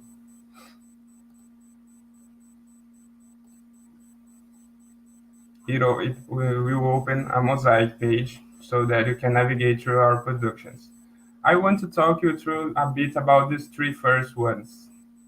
So here on case study cartographies, we've been working a lot with images. So our study is mostly based on images on this specific part. And those images talking a little bit about how to visualize them. And they are not really big here on site, as you can see. But if you want to have a bigger, to see it bigger on the screen, you can click on it and it will open a new tab so you can navigate through it in a more, in a bigger way, just for you to understand a bit when navigating through the site. There is a lot of series, different series. They are based on images. Mostly there are some cartographies, just like this one we call the Black series. And this one is a nice example because you definitely can read the text from here. But when clicking on it, you get a larger presentation. And I also wanted to show you that second mosaic which I talked about before, which is a timeline we've been developing. It's even bigger than those cartographies I just showed you. It was intended to be printed in a large, very large size. So for us to have a nice way of going through it, We've uploaded it on a platform called Miro. I think by now you've heard about it. And it's also a collaborative platform. So if you have something to add or some comment to make, you can do by that. I will pass to Sarah. She will be talking us through this timeline.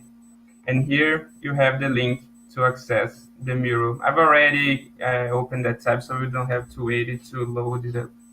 So here it is on the Miro website. Hello, everyone. Can you hear me? Yeah. Yeah. So I'm Sarah.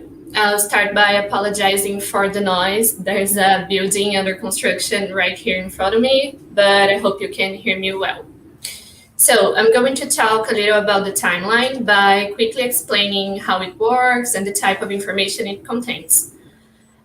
We proposed a timeline that graphically expresses not only quantitative and normative data, but also social and cultural facts in order to better contextualize the vertical urbanism in São Paulo throughout the research period that is from 1985 to nowadays. So the structure of the timeline goes with a vertical bar with the type of information that the corresponding horizontal bar contains. And these informations are from the bottom to the top, social and cultural facts and events, urban and cultural facilities, federal, state, and municipal urban legislation, governmental variation according to the political spectrum of the political parties in power, and also gross domestic product, human development index, and in the top, residential high-rise production. So we combine different forms of representation in order to make connections between these different categories of data. So now that I pretty much explained all the parts of this timeline, I'm going to talk a little about the other timeline we produced that is placed in the ArcGIS Story Map website and is also linked to the Highrise website. Just to show you, you can access this from here. You come to maybe mapping. And in the narrative section, there is a São Paulo urban phenomenon and verticalities. So it doesn't run on the website, Highrise website. It opens a new tab, which I've also already opened so that you cannot waste time waiting it for to download. Yeah, so we called it Phenomena and Verticalities in the City of São Paulo. And it is not yet fully ready, but the final structure will be pretty much like this.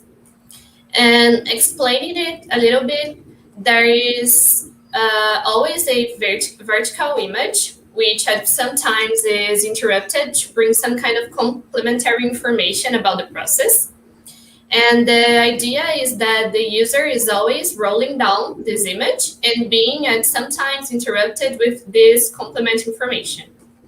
So the timeline is basically divided into 3 parts. And I'm going to talk a little about the first one, which is called Antecedents and corresponds to the moment before 1985. So it starts bringing the urbanization process through this GIF. And then it brings the demographic history of São Paulo, which was thought to present for each decade a brief test with some important moments of this process. Then we can move to the first interruption. That is one we call urban transformation area. And this specifically shows the transformation through the time of Viaduto do Chá. That is an important area placed in São Paulo's historic center. So rolling back down, the next interruption brings a map, this one, with the iconic buildings of São Paulo. So the map works with these orange items, and each one of it has a name of a building, the year of construction, and a photo. And the idea here is that we can always complement this map by adding new iconic buildings. And then going back to the vertical image, the next is interruption. That is the last one on this part. Is about the history of this subway, which starts in 1966. And this is one other website too that allows us to combine text and images in a way that is different from the vertical image we used before. So now Ricardo will talk a little about the next part of the star map. Since the whole project, focus more on the period that starts from 1985 to these days, we've worked a bit in a more detailed way on this period. So it starts with this big graph where you can see multiple data disposed chronologically. And as you can see, we, instead of decades way of separating things, we are dealing with each year. So when starting by 1985, every 5 years, we bring you an interruption so that you can access a different theme or a way of understanding the urbanization of the city. So here specifically is about some important axes, structural axes and transport axes. And so to speak, it's Avenida Paulista, Avenida Faria Lima, and Avenida Berrini. And here we talk a little about, we show a little about their history through photo. And coming back, more 5 years of some political infos and São Paulo urban aspects for then a new interruption. And I won't go introducing you to all this interruption. I encourage all of you to go to the site and have and navigate through it.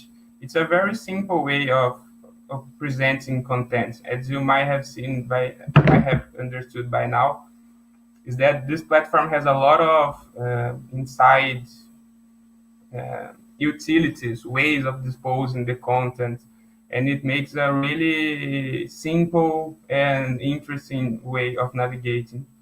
Here, for instance, we talk about Tatuapé, which is a neighbor in São Paulo, which recently has been passing through a verticalization period. Some really nice photos on the right that compares today's Tatuapé with the historic Tatuapé from last century. And it goes on with every 5 years having a new interruption. Now heat map with the verticalization. And I think this is it. It's a quite simple site, a quite simple way of going through this very complex theme. And I hope you all understood, hope you all get an overview about it. And I think the best way to really understand it is navigating through it. So I encourage all of you to navigate through the website, the Highrise website, the story map. There's a lot of interesting material. And that's it. Thank you, everybody. I'll stop sharing.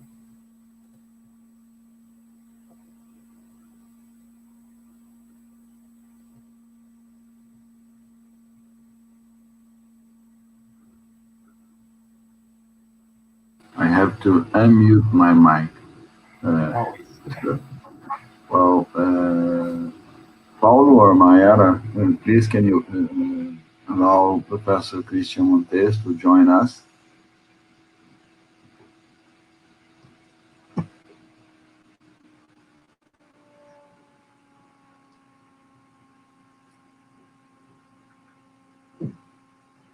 Paulo or he's not in here? What happened? Just a moment.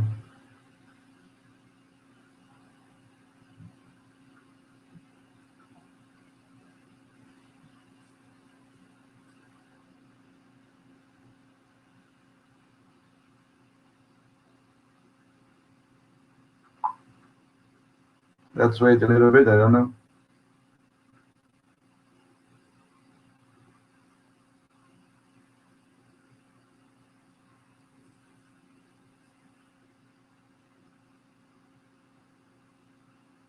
Unless he's facing, I'm not sure if he's facing some technical problem.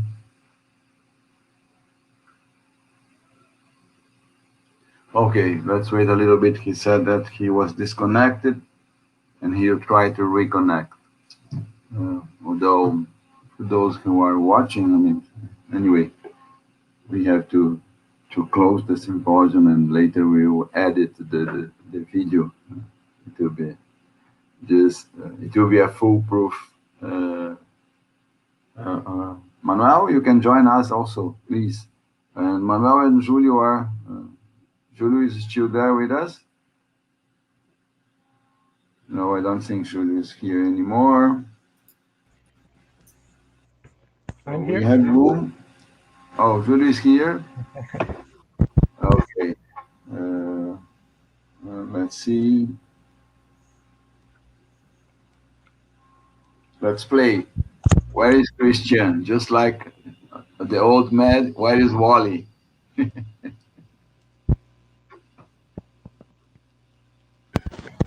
don't know. Let's wait a little bit more. I mean, it's important that he join us just to finish the symposium. It's nonsense finishing the symposium without Christian. No, I mean, I will ask, for instance, Ricardo, you will not mind to be disconnected, okay? No problem, no problem. No, it's because we can have only 6 people on the screen. You can be on the backstage. But no, please keep in the back, be in the backstage. Just Sure. I will not ask Sarah or Claire to leave, so that's why, you know. And don't criticize me because, oh, this is it's a male chauvinist big approach. Oh, please, nothing to do with that. Okay. Christian. Okay, Christian. No. Yeah. Great. I don't know what happened. I had a problem. I couldn't hear anything, so I tried to reconnect. It didn't work, so I had just to close my computer and begin everything back. But That's what we normally call Gremlins hardware. Yeah. But well, I'm here now. Okay, no, we were just waiting for you, just because then we will edit the video later. But just to finish the symposium, to end the symposium, and my suggestion is that, I mean, we can open, because Claire, Sarah, Julio, and Manoel have been with us for a long time. Manoel and Julio since the beginning, Sarah for about a year and a half, and Claire in the last 6 months. So my idea, and then there's also Ricardo here, he could come back. But my idea would be that each one of you guys, I mean, want to make some comments about the project, but very brief ones for the ending of the symposium. And then, of course, what I'm telling now will not be in the final video editing, but just to have a closure. And then myself and Christian will end the symposium and so on. I don't know if anybody has any other suggestion. What do you think? Christian, what do you think? No, it's perfect, yes. So I'll go in the order of the screen, and I swear, the first one on the top left is Claire, and then is Sarah, then is Julio, then is Manoel. then Ricardo may join us, and myself and Christian will finish it. So Claire, please. Yes. So, yeah, it's been. I arrived in the project last September, so it's been 8 months and a very intense 8 months. So I had to be very quick in recognizing the problematics and the issues of the project. And I could do so because you have been very available to discuss and to talk. So thank you. And it's been, as I said, really intense and really enriching. So thank you. Okay, Claire, thanks. Sarah?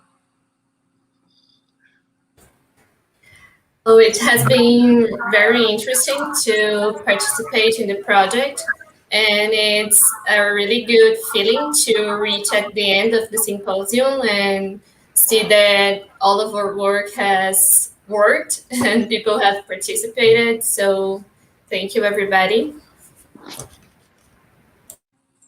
Thank you, Sarah. Mr. Pedrasoli, Soteropolitano, please.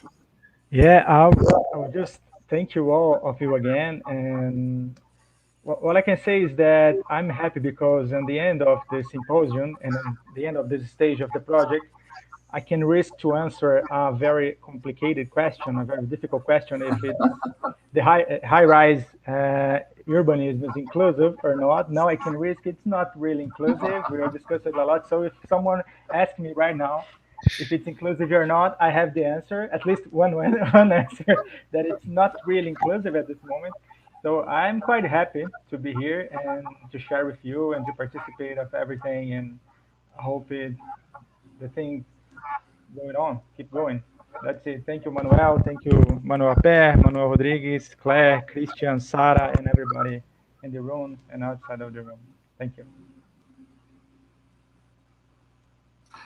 Manoel, please. Yeah, it's been a real pleasure to participate in Highrise with very intense and interesting moments, and also very funny moments. Donc, humanly as interesting as scientifically. I just have a regret is that we cannot. I have not managed to go to Brazil for this conference. I still have to go to Casa do Porco. This is a place I still have to discover, but I'm sure with the work on the book, we will continue to work together and also to try to collaborate on other projects. And we have some opportunities, I guess, and I will discuss that with you, Manoel, because you're the leader in the Brazil team. And also, I will thank Claire for all the intense work and the efficiency of Claire's work, and all the students in Brazil, but also in France, that have worked on the project, either for their master essay or for working on the website. And it is a very good exercise as an immersion in the research world at the moment. Thank you.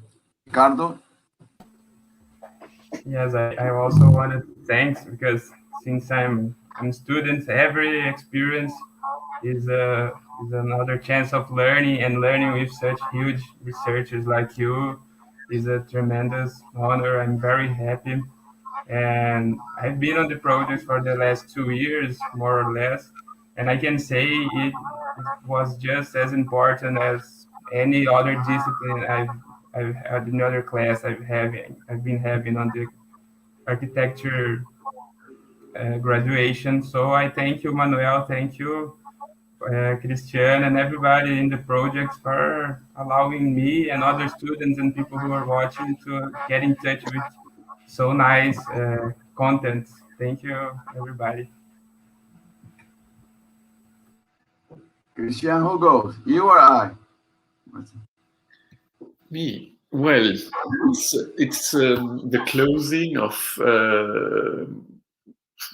4-5 years of work now, because the symposium was to end the project, so it's at once something which is a little bit sad, because we are ending one project, but it is not finished, because we have the book to write now. So and the website to finish first, and then the book to write. So that's it's still an unfinished work, and also the people who participated in the symposium, whom I thank very, very, very much, know that we don't have all the answers, so it would need another project or a lot of other projects. And I really would like to thank everybody who took part to that project. And as Manuel, it has been very good discussions between researchers, between seasoned researchers, as Manoel and I, younger researchers, and also very young researchers, apprentice researchers, like all the ones who participated in the website, in the master thesis, and so on. So it has been a multi-generational project, which is also quite interesting, because they might learn some things from us, but we also learn from them. So as all research projects of that size, it has been a collaborative effort. And I think that even if we didn't do everything we wanted to do at the beginning, some things we didn't do, but we also did some things we didn't think we would have done. So I'm quite and I'm not going to say I'm very pleased with the result, but we achieved at least some things, and we do not have to be ashamed of what we achieved. Thanks to everybody here and everybody who participated at one point or another in that project. Okay, just some brief words. I mean, just as everybody has pointed out, and mainly Manoel, it's a team effort. A team effort that Christian and Manoel remember the first time we met, November 2013, no? At the first international research symposium between USP and the University of Lyon. And from there,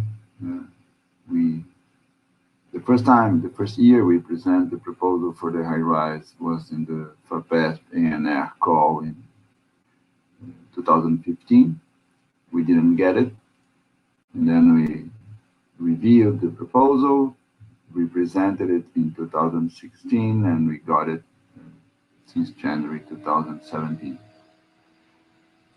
It has been a real pleasure. I mean, but more than a pleasure, and independently of how much we achieved, because there is also something to be considered. That's the last year, the pandemic. You know, for instance, many things that we most of the field work, 8% of the field work that we had planned to develop in the Brazilian side, I mean, it was not possible. But also, for instance, some moments of debate, the symposium, in reality, I mean, or this one that we are just finishing, for me, they are much more. They are more kind of working workshops, or research workshops, and a moment where we could share. I wouldn't say all the work carried on the project, but most of the work that we developed on the project. Unfortunately, we will not have the time to, because many questions remain open. And I would say that that's something that we knew since the beginning, that most likely some of the questions that we would be addressing, they would remain open. And as Christian just mentioned, as a research project, I mean, you plan a research project, but there are always points of inflections, something changed, something new happened, and you quit some other things and so on. But we get here, I mean, for, as mentioned, because of people, because all you guys and all the other researchers that work with us along these years. And in that regard, what I want really is to thank you all for this very rich learning process where we had to build up a kind of a common vocabulary, because there are people from different areas and the word doesn't mean the same. In anthropology, it's just like in architecture or geography, not the words, the concepts, no? Sometimes they do not mean the same. And that was the first one of the efforts that we had to carry on. Maybe we didn't finish it, but that's part of it. And I'm sure that we wouldn't have got here if it were not for you. For the ones that are sharing the screen in this moment, but also for all the others that were involved in the project. It has been a pleasure. I hope, independently of the book, that we may be able to find other moments of discussing, as Manoel said, not only moments of discussing, but checking other possibilities of the continuity of the research. And that's it. Thank you all. Thank you for those who are watching us and have been with us in these last days. And somebody said that, oh, I'm very happy. Oh, Julio said that. I think that Christian and myself are the ones that are happier than anybody else, because the symposium is just finishing and we can drink a glass of wine and something more and relax. But now, okay, thank you. Mine is finished. I don't have any more. And I also want to thank, in the name of Mayara and Paulo Seneviva, all the support that we received from the technical staff, from the institute.